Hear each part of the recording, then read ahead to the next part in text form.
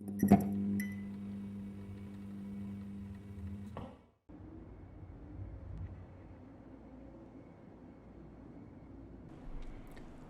on, everyone?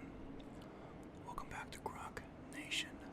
We have another edition of spooky stories for everyone. I hope everyone's doing well out there, staying safe in these unsafe, uncertain times. It's been a while since I put out a spooky stories. I try to stagger it so it doesn't become too routine. I try to get one out for you guys every 2 to 3 weeks because I know there are people in my channel that are subbed that love these stories. And yeah, if there's anything you guys want to request, any spooky stories you want me to cover, any ideas, I'm definitely gonna go for it. One of the stories we're gonna be covering this evening is about an old ghost haunting in America. Something one of my viewers requested a while back. And another one is going to be kind of odd. It's about a mythical creature that's been around in folklore for a long time and in mainstream media and movies. We're going to be looking at werewolves, particularly the werewolves of Maine. Secondly, we're going to be looking at American legend, the Bell Witch and the Bell Witch haunting. One of the first, maybe the only incident in American history where a ghost, a demon, whatever this was, caused the death of a human being directly. We're going to find out about that as well. These are a couple of very interesting stories we're going to dig into quite deep, so just because we got 2 stories we're covering tonight doesn't mean tonight's session will be short, I assure you. Before we continue on, guys, I just want to remind everyone, if you like the videos, give it a thumbs up. It helps the algorithm, it helps other horror, paranormal, spooky ASMR fans find the video. As well, sub to the channel, turn up notifications on, it lets me know there are people that want to watch these videos. It gives me a lot of incentive to make more. You know, my subscriptions over the last month have gone up crazy. It's making me really want to put more content out. And I try, on my days off, I try to get at least 2 out for you guys. Like I said, I have a ton of ideas. We're never going to run out of ideas in Grocknation. So yeah, be sure to subscribe. And let's get ready to dig into these stories. So werewolves are a part of folklore, most notably North American folklore. Mythological creatures, human beings that transform into wolf-like hybrids on the side of a full moon. That's how this usually goes, and are only able to be killed with silver bullets. This is how it's written in American folklore. However, people from Maine might challenge you on your belief in werewolves. Maine has been a hotspot since the 19th century for sightings of wolf-like, human-like hybrid creatures, I guess you could say, dating as far back as 1857, when a postal carrier named Mr. Mitchell was on his horse carriage delivering mail. He was attacked by wolf-like human hybrids. They killed his horses, I believe, and he got away. The descriptions he gave were that of a modern-day werewolf you would see in a movie or read in a novel, such as Stephen King's Cycle of the Werewolf.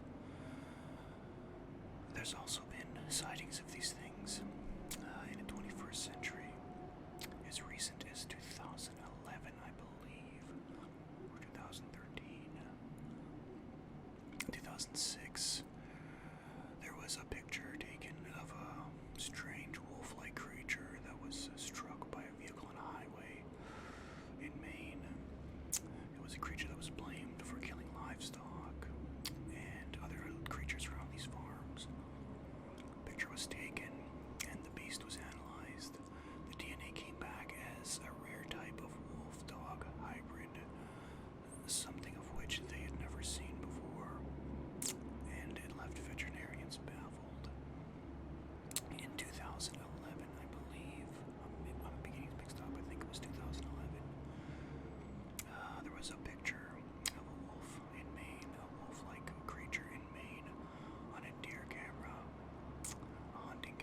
chasing a deer. You can look this up online. It's weird. It definitely looks like a wolf, but it's got like a strange body. And it's chasing this deer. Unfortunately, because it's a deer camera, yeah, it's not very clear. It's a lot clearer than you believe it would be for sure, but the clarity on it could have been better, unfortunately. And then the story we're going to cover this evening, like I said, I believe it was 2013. It might have been 2011, I'm not sure. It's about the Martin family that was barricaded into their home one evening in Maine. They were surrounded by a pack of wolf-like creatures, 5 of them they described. We're going to dig into the story, and I'm going to also go through an interview with the wife at the end of the story to get a better understanding of what happened. It's to be noted that this particular story is covered in season 2 or season 3 of Paranormal Witness. The episode's titled The Wolf Pack. It's a really good representation of this story. I recommend checking that out if this interests you. But for now, let's start digging into the story. Alright, let's dig into the story. I was mistaken. This story with the Martin family took place in 2006, the same year that the strange creature was struck by a vehicle and taken to a local veterinarian. These two stories aren't related. This story with the one being struck by a vehicle was linked to cattle mutilation and cattle attacks and farm animal attacks. It wasn't as described as the Martin family encountered on September 2006. So let's look into this. It's going to be a very interesting story. We're also going to go over the wife's interview as well following the story. Let's get into it, guys. There he is. Nice representations of werewolves, artwork-wise, I got in here for us. The Martin family had downsized their lives. A workforce injury had devastated Eric and Shelley and left her job to take care of her husband. As a result, they were looking for a less expensive place to live. Shelley had found a beautiful older farm in Palmyra that was just what they needed. It was surrounded by dense woods. Eric's family had always been hunters, and his fairly extensive collection of guns was a bone of contention with Shelley. With the help of Eric's son, Sean, Eric built a strong box to hold the guns under lock and key in a barn. Eric and Shelley had a routine of evening coffee on the sheltered porch, provided it wasn't too cold. One night they noticed strange pulsating lights past the tree line. At first, Sean thought it was just a poacher with a flashlight, but something didn't seem right. Shelley thought it was unnatural, so Eric and Sean headed out into the field to investigate. As they approached the woods, the lights went out. It was so quiet the snap of a tree branch underfoot echoed. Eric sent Sean around with a flashlight, hoping to catch any potential poachers unaware, and like a flank maneuver. Eric felt something far beyond any fear he'd ever felt hunting. All Eric and Sean found was each other, not even a track on the ground to give them a hint of what they had seen. Chelsea, the daughter, her boyfriend Nathan came for a visit, and they decided to go for a walk in the woods with the dogs. The dogs ran off ahead of them, catching a scent. These are hunting dogs, by the way. When Chelsea and Nathan caught up, the dogs were rooting around by a large hole in the ground. Nathan thought the overly round hole had been dug with care. Chelsea had a bad feeling, Star Wars pun, about the whole thing, and urged him to leave. Finally, he agreed. What had the dogs found? It was Memorial Day weekend, and Shelley was making the evening coffee. The dogs didn't want to go outside of their pen. Something wasn't right. Eric noticed that it was particularly quiet on that misty evening. When Eric heard an odd sound in the distance, he knew there was some sort of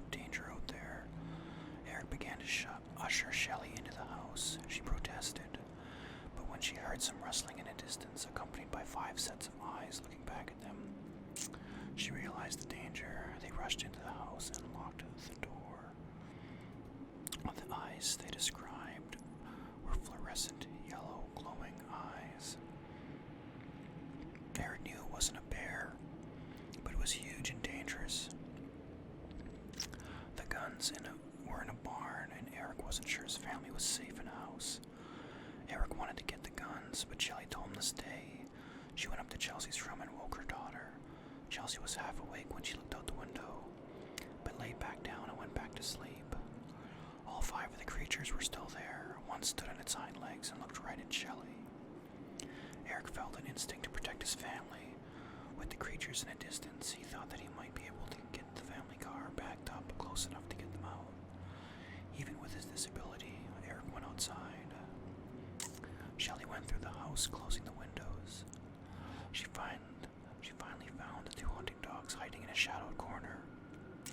If the dogs were scared, Shelley was concerned. When Eric reached the porch, he realized that he might have the distance to get there. It was going to be the longest 20 feet of his life. He started to slowly walk toward the car. When he finally reached it, grabbing the keys and trying to unlock the door, the motion sensor lights popped on. Eric was frightened and was very vulnerable. Suddenly he was face to face with one of the creatures. It tried to reach into the light, but something stopped it. It bolted off into the darkness. Eric made for the house as quickly as he could. They decided to call the police, hoping for someone else to drive in while they remained sheltered.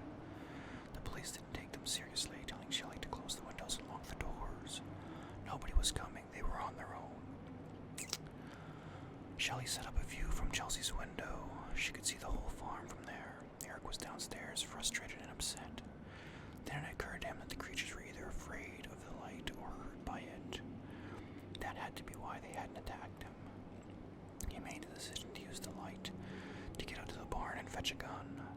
He went out and flailed his arms in a desperate attempt to trigger the motion sensor. When the light came on, Eric realized that the eyes were staring back at him, surrounding him. Eric was being hunted. He had to get back in the house. He got back as quickly as he could, barely making it before the light went out. Shelley heard them approach. They were on the other side of the outside wall. And if they wanted in, they were going to get in. Her family was being held hostage in their own house by these creatures. They weren't able to get the guns. There weren't any police coming. What were they to do? Grabbing every sharp implement they could find, Shelley went and woke Chelsea. They needed all hands awake and alert. They all went into the master bedroom and laid on top of the bed, armed, waiting on daylight to come. When they heard the creatures outside, they were petrified. The only thing between the Martins and the creatures was the bedroom window. When morning came, they could finally breathe a sigh of relief. The creatures were gone. Eric called Sean, who came over and helped look for tracks. The tracks they did find were huge, with enormous claws. They showed a creature who could walk on 2 feet. These creatures had been hunting, stalking. Were they werewolves? To this day, nobody knows.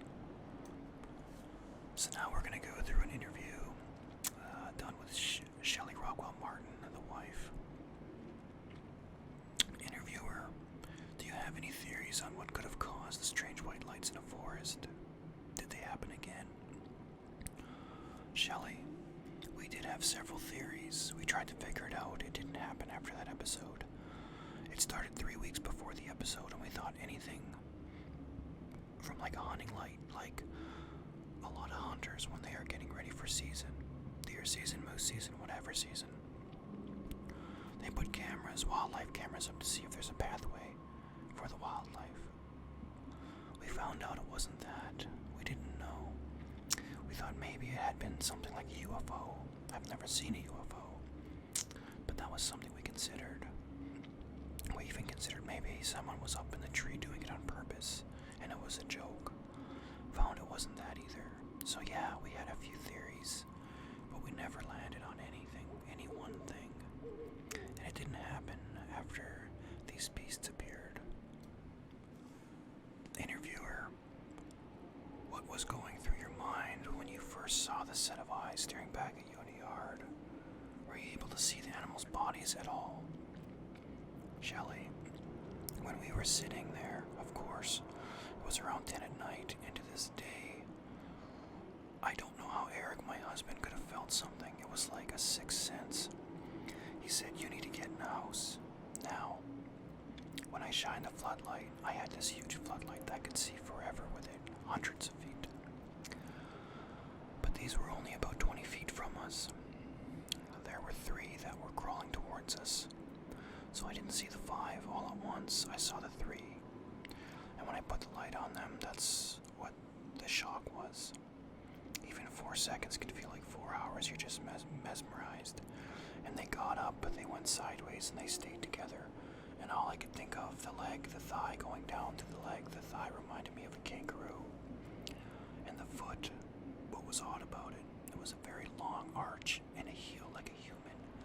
And then it walked on. They didn't really look like toes as much as they looked like canine paws, with very long nails sticking out of it. And the reason I saw the nails is when they lifted their foot up, the dew was in the grass and you could see it was shining. The color of their fur was light brown and a very, very, very dark brown. It was smooth on their body, and on their back they had a hunchback. The fur was very smooth on their legs, but around their heads it was wild. It was sticking up in tufty. I don't think it was matty looking as much as unkempt. Their ears were on the side of their heads and went straight up past the top of their heads, about 3 inches. It looked similar to how someone looks when they cover their ears with their hands, when they don't want to listen to someone or want to block out noise. Their eyes were huge, and they were a greenish yellow fluorescent bright, and the bridge of their nose was about 7 inches. They were about 7 feet tall. We measured from when we were standing by that 10-foot door. Interviewer: how long were you living in the house before this incident? Shelley: we had been there about, I'm going to say maybe a year and a half, a year maybe. I think we had gone through 1 season and we were coming around to the 2nd season. Interviewer: can you describe any sights and sounds you heard throughout the rest of the night when you were barricaded in the room together? Shelley: rustling on the grass, and we knew they were really there in the morning because the dew by our bedroom window, the dew was disturbed. And also when they were running, you could feel it. They were so big and heavy, you could actually feel the rumble of the ground. Even on the porch, you could feel it on your feet. And then we went in the bedroom, and we really didn't go to the bed per se. There was no way we were going to bed. The way the bed was set up, it's a king-size bed, and there was a window on my side and a window on Eric's side. And all we could think about was these guys could just touch the grass and jump and grab us. The only thing between them and us was the thin, tiny glass in the wall of the bedroom. You can hear them moving around. I don't know if they were talking to each other or what was going on. They were making these demonic noises, and it was almost like a growl. But it was a communication noise. You could hear when they were moving around because the bedroom was on the end of the house, and so they had 3 walls that they could walk around, so their voices, of course, would carry differently. And they didn't bump up against the house. They didn't hit the house. Nothing like that. They just hung out. Interviewer: did the creatures disappear as soon as light broke? Shelley: yes. We were up and out of there as soon as we had daylight. And there were footprints in a mist and a dew, the grass, like the caddis-shine tails and the long, slow grass that's around the farm pond. The grass that sticks up out of the farm pond was all laid down. Interviewer: was there any evidence that you were able to collect? Or did it all fade when the grass started to grow back and the dew disappeared? Shelley: we tried to take a flash picture of them by the farm pond and it did not work. And then in the morning I took my cell phone and I was able to get the prints on the dirt. I got a new phone for Mother's Day from my daughter that next time, and she took my thing, my little thing that goes in the phone, SIM card, and she took all of it and gave me a new phone for the family plan as a gift, and I lost everything. Are you still in the home? Interviewer: Shelley: no. We started looking for a place immediately, and we were in the process of looking for something to buy anyway. This just worked out really, really well. Since then we purchased the home that I grew up in as a child, but it took a while to get where we are. But yeah, things are very good. We were looking to leave, and that was was just the icing on the cake. Interviewer, have you had any other paranormal or unexplained incidences on a property? Shelley, Eric would talk about this little girl, and I'd mentioned her quite a few times actually. Of course we wouldn't tell anybody at first, and he said, Shelley, she's got to be about, I don't know, maybe 12, 13, 10. She's in the loft.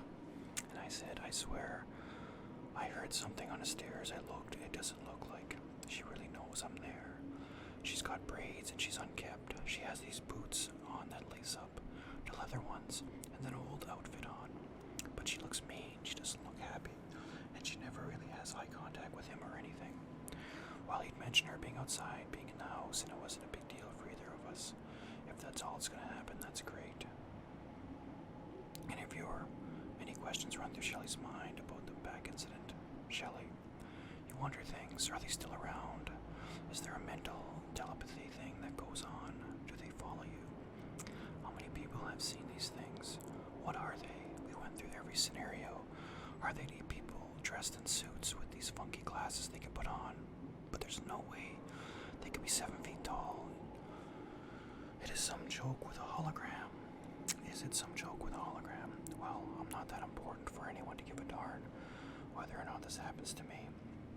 You know, I don't have anything stand out about myself in the community that way. We try to go through everything in our minds. We can't come up with anything. Interviewer, Shelley details how this incident changed her life forever. Shelley, this whole ordeal changed my life in many ways. First, it made me realize that there are things out there we simply don't know about and don't consider. I do not believe these beasts were completely of this world, and it still haunts me regarding what they wanted from us. If they had wanted to rub us in the tiny shreds, they easily could have. What did they want? Were they trying to show us or tell us something? Did they want my daughter or me? They had obviously been around and about the farm before the actual encounter. They didn't hurt the 2 dogs. Since the incident, the visit from the beasts, if I'm staying in a camp or a cottage, I always let someone know exactly where I'm going, when I'm leaving, when I'm returning, and how to reach me. I also let someone know who I'm with, so they will know how many of us there are. Trust me, it wouldn't seem so obsessive or paranoid if you had gone through what we have went through. The whole incident never completely goes away in my mind, and although life goes on with exciting new adventures, I definitely increased caution and safety factors into my daily living. I have a great respect for the unknown, and unlike some of who think having an encounter similar to ours would be exciting and fantastic, I caution these people to please be very careful what you wish for. It's a very humbling experience indeed. Also, I no longer judge another person's alleged experience or make a determination of whether or not they are embellishing their story of these incidences, just because it seems unheard of or out of the ordinary, as in paranormal. So that was Shelley, the wife of the Martin family that was involved in that strange ordeal. Makes you really wonder, what those things were. They come off as a very genuine family to me that, in my opinion, would have no reason to make something like this up. So, yeah, I do believe they seen something. I don't know what it was. What they described was a 7-foot wolf, human-like hybrid. She described it in pretty great detail. When you see the story, they weren't shy, these werewolves. They stayed together in a group in a field in front of the house, and they were easily seen. They have theories as to why they came out that night. One of the more popular theories was the daughter Chelsea and her boyfriend Nathan disturbing their den. Might have had them come to the farmhouse almost as a warning or a threat to stay out of that area, as wolves are very protective in their territory. This might have been just a display of that, because as Shelley said, if they wanted to get into the house, that little window wasn't going to stop them. Yeah, it's strange, it's weird. Yeah, like I said, multiple stories of these strange wolf-like creatures in the Maine area. Makes it a pretty big hotspot for people that believe in werewolves or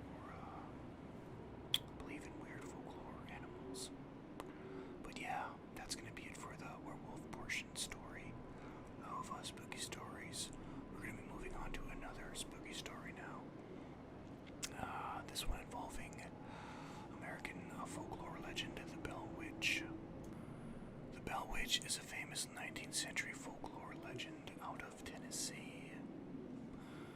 It is a much debated paranormal incident, highly publicized at the time paranormal incident.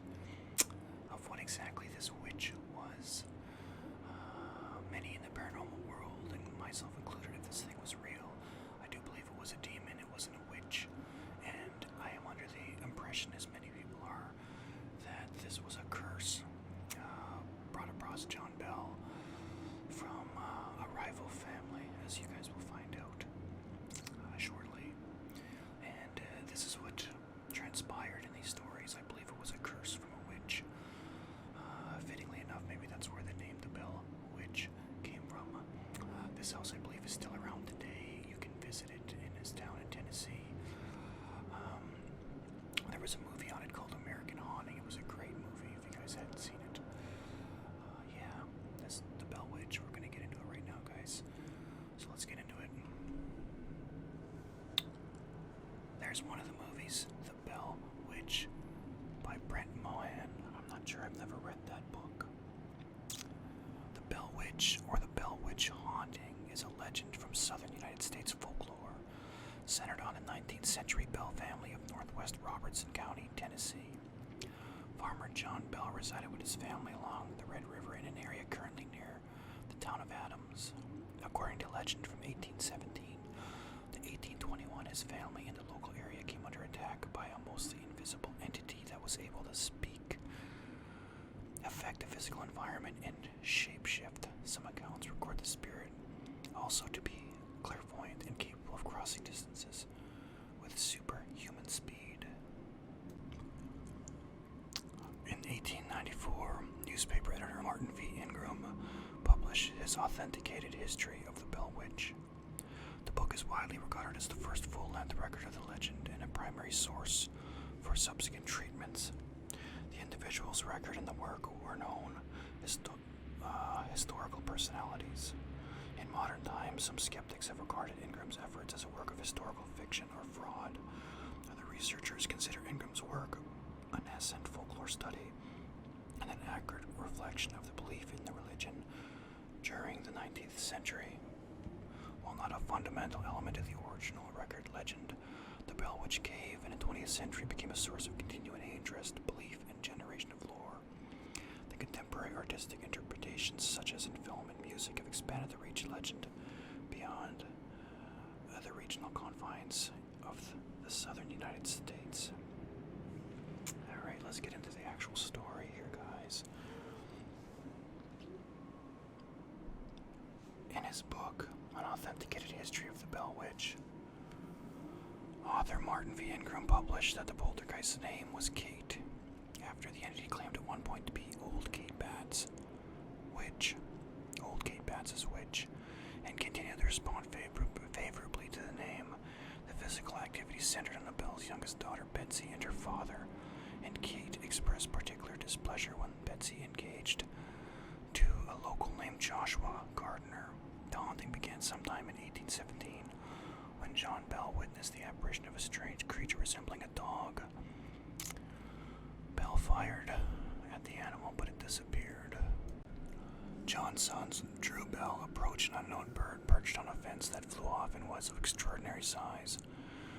The daughter, Betsy, observed a girl in a green dress swinging by the limb of an oak tree. Dean, a person enslaved by the Bell family, reported being followed by a large black dog on evenings he visited his wife. Activity moved to the Bell household, with knocking heard along the walls and doors. The family heard sounds of gnawing on the beds, invisible dogs fighting, and chains on the floor. About this time, John Bell began experiencing paralysis in his mouth. The phenomena grew in intensity as sheets were pulled from the beds when the children slept. Soon the entity pulled their hair and scratched the children, with particular emphasis on Betsy, who slap-pinched and was stuck with pins. The Bells turned to family friend John Johnson for help. After retiring for the evening at the Bell home, Johnson was awakened that night by the same phenomena. That morning he told John Bell it was a spirit, just like in the Bible.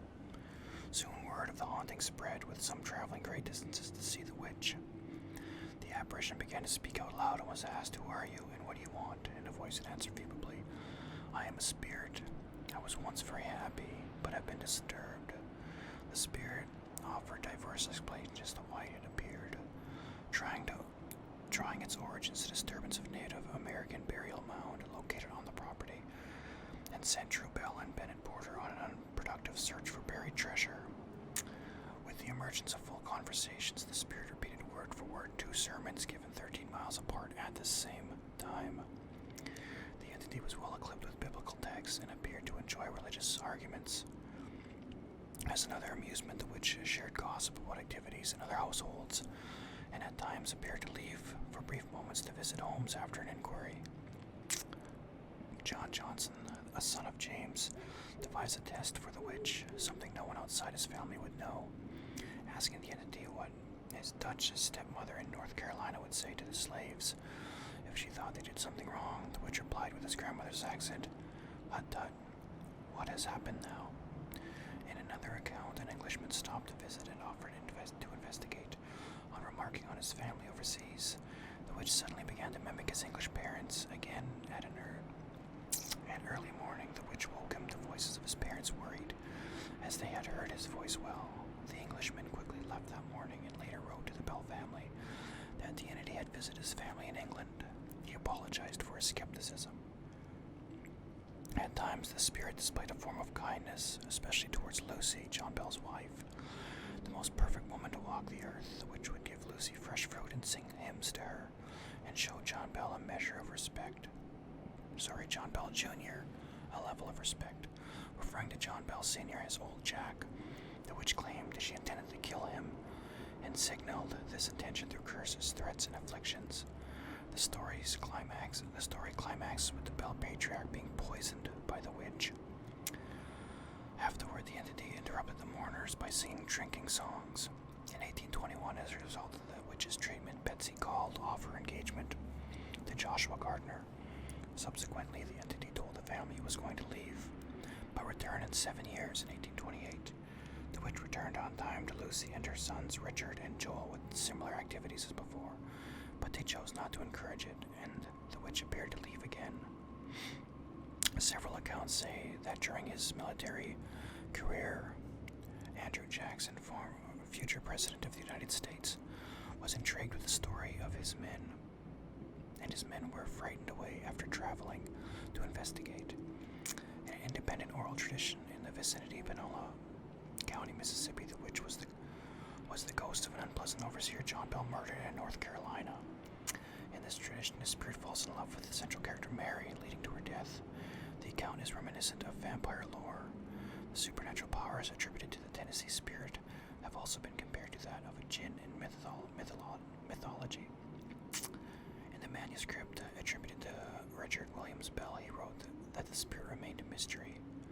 Whether it was witchery, such as afflicted people in the past centuries and the Dark Ages, whether some gifted fiend of hellish nature practicing sorcery for selfish enjoyment, or some modern science akin to that of mesmerism, or some hobgoblin native to the wilds of the country, or a disembodied soul shut out from heaven, or evil spirits like those Paul drove out of the man and the swine, setting them mad, or a demon let loose from hell, I am unable to decide, nor has anyone yet divined its nature or cause its appearing. I trust the description of the monster in all forms and shapes, and of many tongues, will lead experts who will come with wiser generation to a correct conclusion and satisfactory explanation.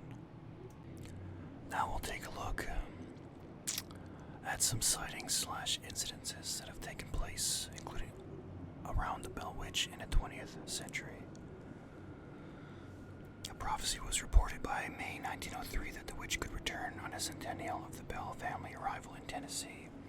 In response to an August 1903 article from Memphis, the Springfield Herald expressed that no one in the local area was concerned with the Bell Witch and made a charge of plagiarism towards the Memphis paper. The Herald also stated the copyright of Ingram's work had passed to his son Tolbert, who was working at the Denver Times. By September, the local paper was again incredulous, as the spirit was not reported to have returned in August. Charles Bell, a grandson of John Bell and neurologist in Nashville, published a book entitled The Bell Witch, Mysterious Spirit in 1934.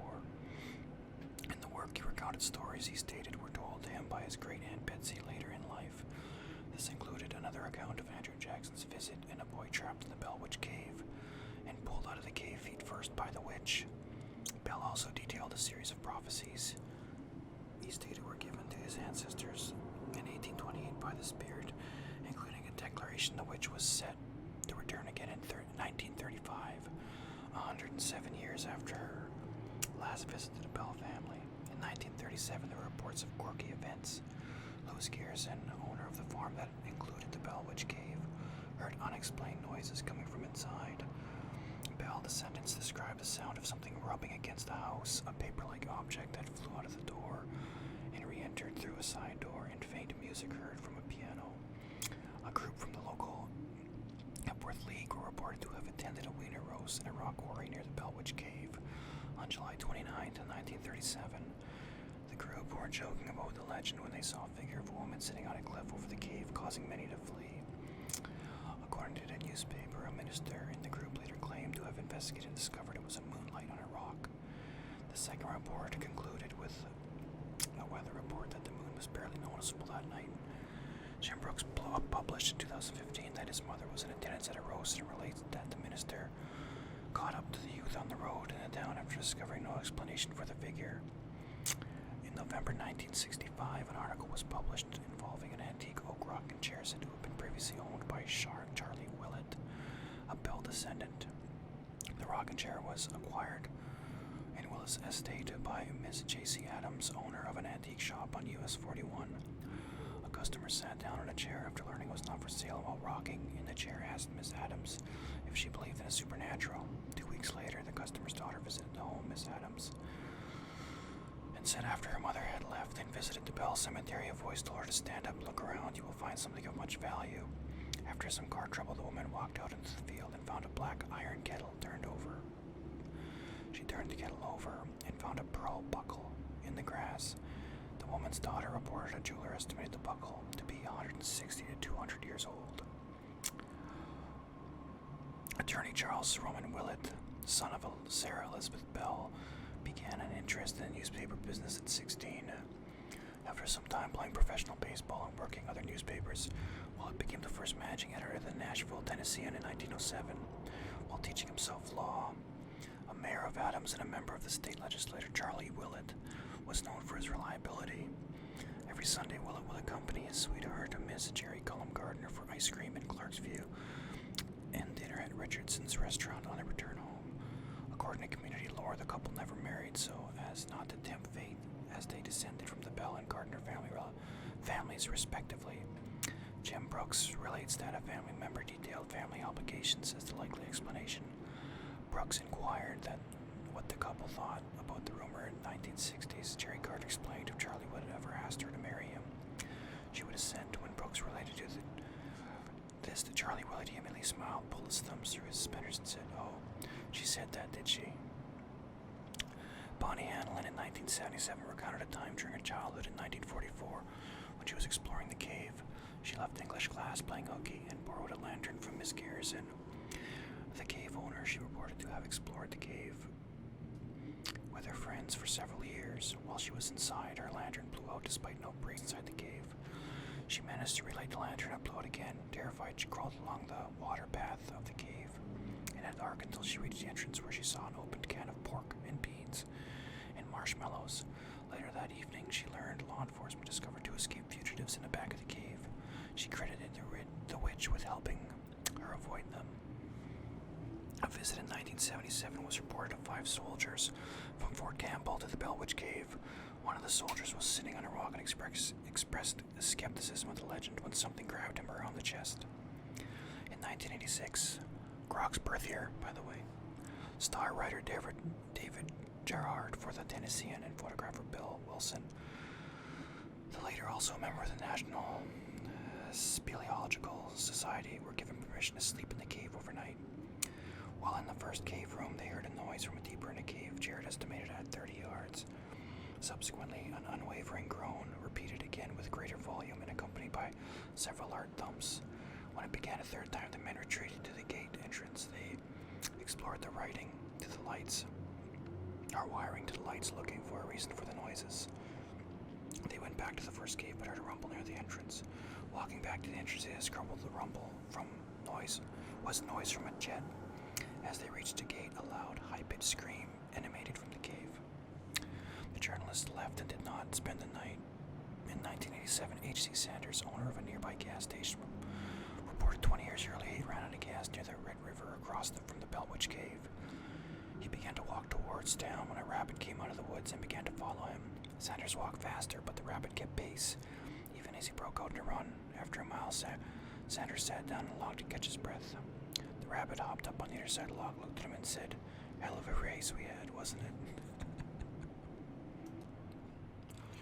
So they didn't really cover any of the background of this Kate witch anywhere in the story. The story goes that the Bell family had won a lawsuit over this Bats family, and the Bats family went dirt poor. The husband ended up dying of a sickness, and the wife, Kate Bats, was the only one left living. She was a witch, by all accounts, from people in that town. And she was a witch, so she had cursed John Bell, is the way legend goes, with an entity also named Kate. And the reason why this witch, or demon, or whatever this was, liked John's wife was because Kate Bats and John's wife were related. I believe they were cousins, if I remember correctly. By blood, I don't believe by marriage. And this is why this witch enjoyed John's wife so much. Compliment her, sing her hymns, give her fruit that would materialize out of nowhere. They don't really discuss the Bell poisoning either. He was poisoned with some liquid that was found in his mouth. And the witch actually admitted to it to the family right then and there that she had killed him. She had poisoned him because he was ill. And she said she was going to give him his medicine, and she poisoned him. And yeah, at the funeral, she started singing drinking songs. She interrupted the funeral. And yeah, it's just weird accounts. They don't also mention Andrew Jackson when he stayed there. He said he would rather face how was the quote? I'd rather face all of the British Army than spend another night in the Bell residence. From whatever they've seen or encountered there, it almost sounds like, if you read the stories, you listen to the documentaries, everything else, that this ghost was just like a normal person. It was like talking to anyone that would come in a house. You'd walk in a house and you could talk to it. It was almost like a TV show. It almost seems so unrealistic. They say that these kind of entities, they have no grasp of time. They have no grasp of time, and they're aware of technology and time. So this being back in the 19th century, there's going to be no recorders, no cameras, nothing, no pictures can be taken. So this ghost or this demon, whatever this was, can go back, that side of time. Like I could be myself. I could be out in the open. The only accounts will ever be, third-person accounts. Years down the road, it'll be debated, and there will never ever be any proof. Which is why a lot of people think that nowadays. That's why you don't see much or hear much on video. That's definitive. There has never been a video of a fully apparition, demon, ghost, whatever, caught on film just yet, where it's there and it's 100% authentic. There's always just little glints here and there, little something at the corner of the eye, right? So yeah, there's that to consider. But that's going to conclude our spooky stories series for the evening, guys and girls. I'm currently reading an awesome book about haunting that's actually happening right now. I don't want to give any spoilers, but it is so fucking creepy. It involves a demon, and CNN and Fox News have both covered this story. The CNN story was fucking creepy because one of the cameramen, while doing this story, got scratched on his arm. So I'm really looking forward to finishing this book. I'm going to do a whole episode on this, you guys. I'm really looking forward to that. Again, guys, I hope you enjoyed the video. These scary stories, spooky stories are going to be a mainstay on this channel as long as people want them. Again, if you guys want any suggestions of any hauntings, anything scary, let me know. not only for the video, but I love to hear about new haunting stories. You know, and I don't mind if you tell me about, you know, a haunting in New York City somewhere, and you know, it's you got all these articles and everything else about it, and I can look it up. Very intriguing. I don't mind doing an episode on that either. So, yeah. With that being said, guys, I hope you guys have an amazing night, amazing morning, amazing day,